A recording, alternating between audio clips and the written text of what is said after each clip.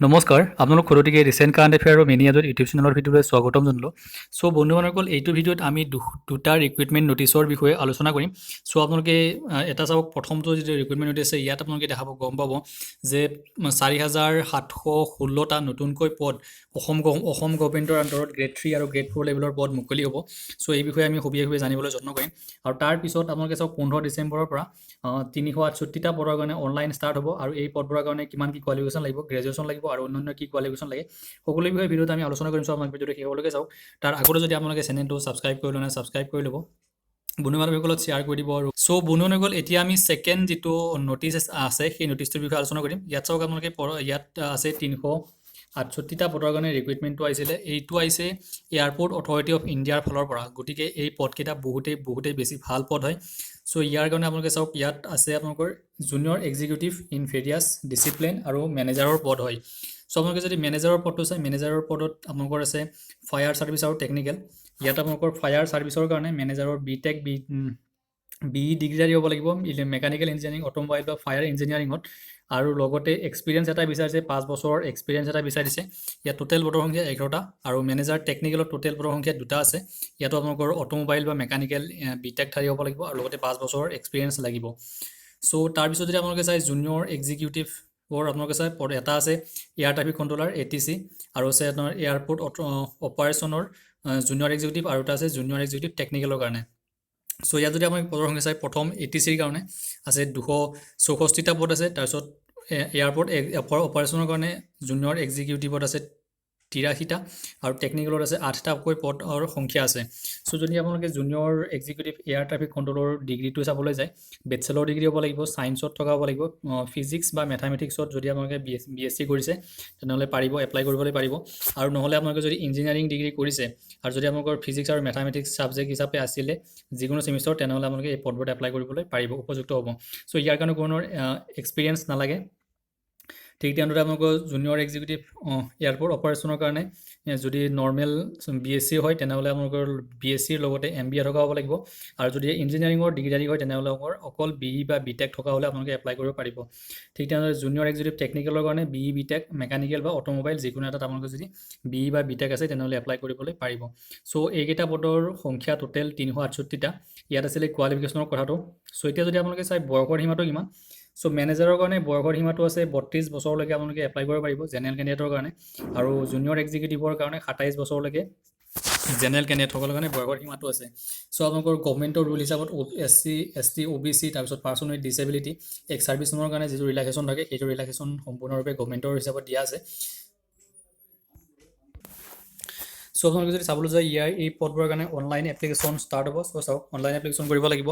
15 ডিচেম্বৰৰ পৰা আপোনালোকৰ অনলাইন এপ্লিকেশ্যন ষ্টাৰ্ট হ'ব আৰু 14 জানুৱাৰী 2021লৈকে আপোনালোকৰ এপ্লিকেশ্যনৰ লাষ্ট ডেটবোৰ থাকিব। চ' পৰীক্ষা কেতিয়া হ'ব সেইটো আপোনালোকে জানিবৰ কাৰণে এইটো ৱেবছাইট aai.aero এইটো ৱেবছাইটলৈ গৈ আপোনালোকে পৰীক্ষা কেতিয়াৰ পৰা হ'ব সেইবোৰ আপোনালোকে জানিব পাৰিব। চ' ইয়াত দৰমহাটো চাওক, দৰমহা মেনেজাৰৰ কাৰণে 60,000ৰ পৰা 1,80,000লৈকে, জুনিয়ৰ এক্সিকিউটিভৰ পৰা 40,000ৰ পৰা 1,40,000 টকালৈকে মাহিলী দৰমহা আছে। আৰু লগতে আদাৰ এলাৱেঞ্চেছ ইয়াত কিছুমান দিয়া আছে, সেইখিনি আপোনালোকে চাব পাৰে। চ' বন্ধুসকলে আশা কৰিছোঁ আপোনালোকৰ এয়াৰপৰ্ট অথৰিটিৰ ফালৰ পৰা যি ATC জুনিয়ৰ এক্সিকিউটিভ আৰু মেনেজাৰৰ পৰীক্ষাৰ কাৰণে আপোনালোকে এপ্লিকেশ্যনবোৰ বিচাৰিছে, সেই এপ্লিকেশ্যনৰ গোটেইখিনি ইম্পৰ্টেণ্ট কথাখিনি আলোচনা কৰিব পাৰিছোঁ বুলি আশা কৰিছোঁ। যদি আপোনালোকে ভিডিঅ'টো ভাল পাইছে লাইক কৰিব আৰু বন্ধু-বান্ধৱীৰ লগত শ্বেয়াৰ কৰি দিব। চ' এতিয়া আমি অসম গভৰ্ণমেণ্টৰ ফালৰ পৰা অহা 4,716টা পদৰ যি নতুনকৈ মুকলি হ'ব বুলি কথা এটা আছে সেই বিষয়ে আমি আলোচনা কৰি লওঁ। বন্ধুসকল এতিয়া যদি আমি 4,716টা পদৰ যি ৰিক্ৰুইটমেণ্ট ওলোৱাৰ কথা আছে সেই বিষয়ে যদি আমি চাবলৈ যাওঁ, চ' এই খবৰটো যোৱাকালি আহিছিলে টাইমছ 8 নামৰ চেনেলটোত আহিছিলে। চ' এইটো চাব মই মই শ্লাইডকেইখন আপোনালোক দিছোঁ, ৰাজ্যৰ নিবনুৱাৰ বাবে ভাল খবৰ।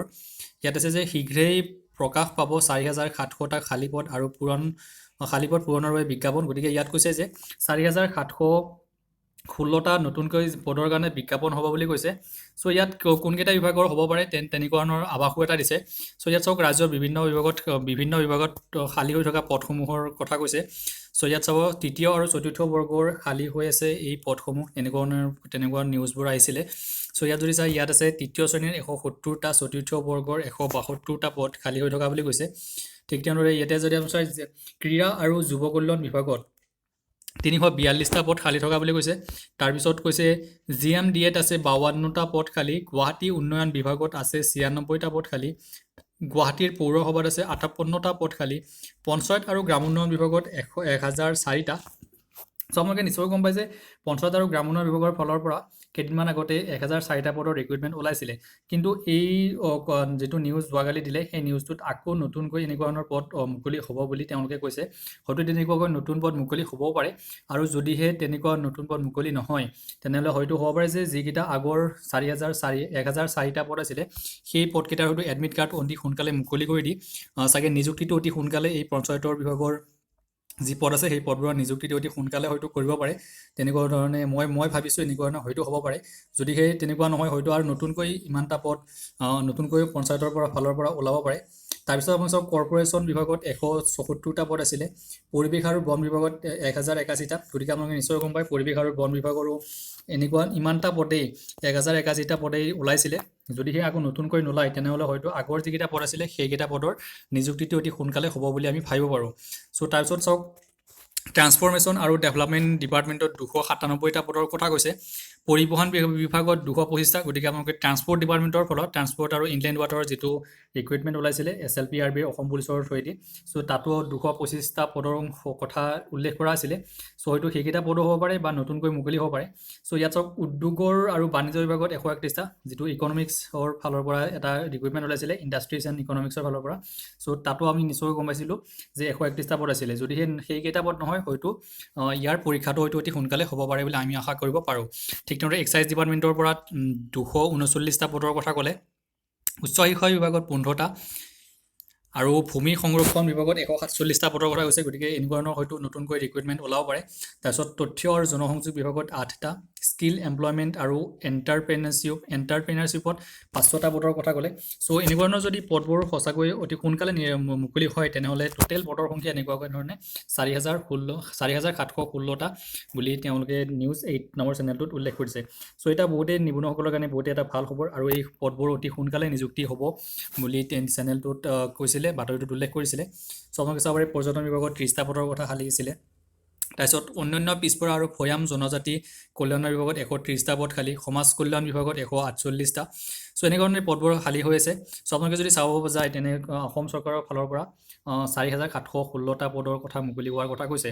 চ' আপোনালোকে নিশ্চয় গম পাই যে কেইদিনমান আগতে আমাৰ কৃষিমন্ত্ৰী ডাঙৰীয়াই 2500 ছামথিং কিবা পদৰ কথা নতুনকৈ মুকলি হোৱাৰ আগষ্টতে মুকলি হোৱাৰ কথা আছিলে। গতিকে সেই পদবোৰ ইয়াত উল্লেখ কৰা নাই। চ' সেইকেইটাও যদি পদ উল্লেখ কৰে তেনেহ'লে 7000টামান পদ হৈ যাবগৈ। চ' এই পদবোৰৰ কথা যেতিয়াই অফিচিয়েল এডভাৰটাইজমেণ্টৰ আহিব, যেতিয়া এপ্লিকেশ্যনৰ কাৰণে তাৰিখবোৰ দিব, তেতিয়া আমি যদিও খবৰবোৰ আমি নিশ্চয়কৈ গম পাম। আমি আপোনালোকক চেনেলৰ থ্ৰুৱেদি ভিডিঅ'ৰ থ্ৰুৱেদি জনাই দিবলৈ যত্ন কৰিম। চ' আপোনালোকে চেনেলটো ছাবস্ক্ৰাইব কৰিব ৰাখিব একেবাৰে নাপাহৰিব, আৰু বন্ধু বান্ধৱীসকলক শ্বেয়াৰ কৰি দিব এনেকুৱা ধৰণৰ খবৰবোৰ। চ' এয়াৰপৰ্ট অথৰিটিৰ ফালৰ পৰা যিমানবোৰ পদ আছিলে 368টা পদৰ কাৰণে যদি আপোনালোকে 15 ডিচেম্বৰৰ পৰা এপ্লাই হ'ব, যদি আপোনালোকৰ কোৱালিফিকেশ্যনবোৰ মিলে এপ্লাই কৰিব পাৰিব, আৰু যদি আপোনালোকৰ বন্ধু বান্ধৱী আছে তেওঁলোকক শ্বেয়াৰ কৰিবলৈ নাপাহৰিব। চ' বন্ধুসকল এইখিনি আছিল ভিডিঅ'টো আপোনালোকৰ আলোচনা কৰিলোঁ।